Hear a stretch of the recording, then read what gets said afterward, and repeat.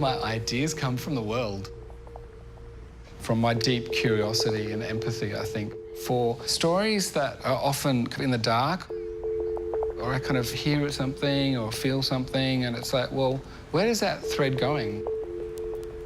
So it's kind of picking up that thread and pulling it and seeing where it takes me to. I always try to check in as much as possible to make sure that I don't know the end story. I really don't.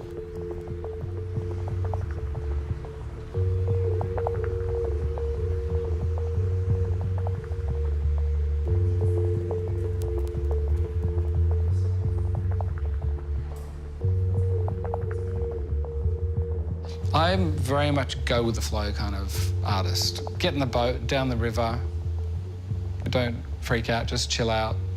And some of my practice is very definitive narrative. Okay, I've got that to say and I'm adamant about it and I'm just going to do it. But the week after or the year after or 5 years down the track, I may have changed my mind about it and I'm not afraid to say that.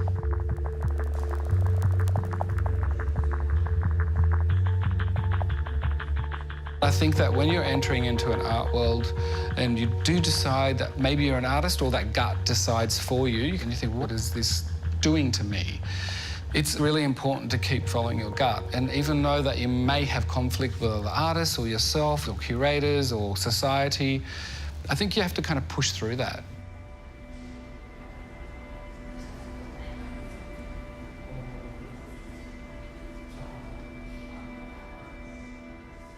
Sometimes you have to break away.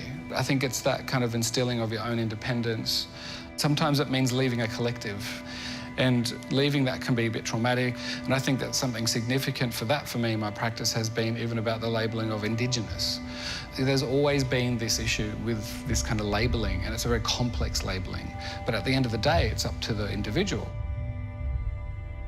But I think that we are in a very unique colonial situation here where these labels are very adamantly and historically processed and they're very deep within the psyche of this nation.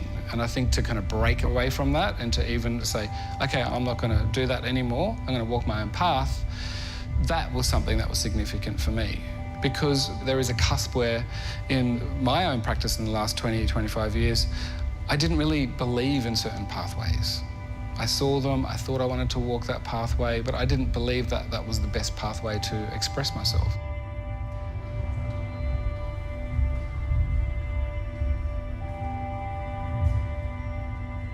Collaboration is important because it just offers other opportunities. That is not only about sharing, but I think it's about genuine connections to other people's research and how we connect to the world. I do also like to work alone, but certain projects demand a more thorough investigation, like the work Tombs of Thought. And there are 5 different sculptures: water, fire, earth, metal, and wood. And these are themes that are kind of deeply connected to all of humanity, kind of religious or spiritual or other ways, even an elemental way, just in everyday life.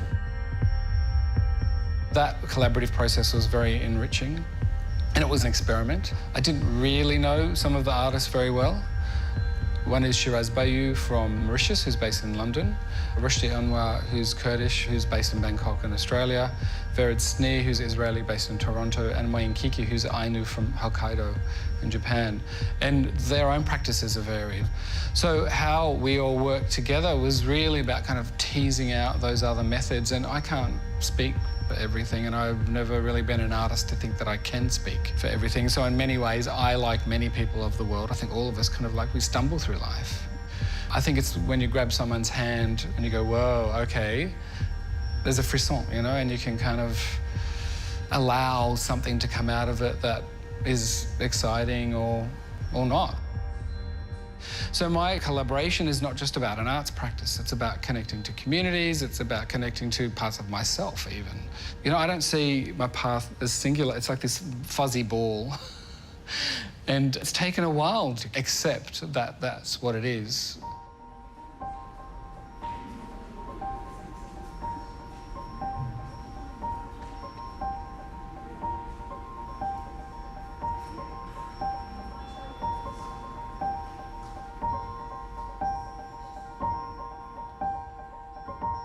I mean, does art really matter?